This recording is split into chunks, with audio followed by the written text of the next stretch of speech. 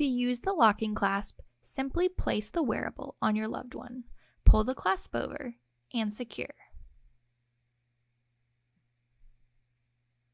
To remove the clasp, use the tweezer-like tool that's shipped with your wearable. Align the prongs to the flat rectangular cutouts on both sides of the clasp and push to release.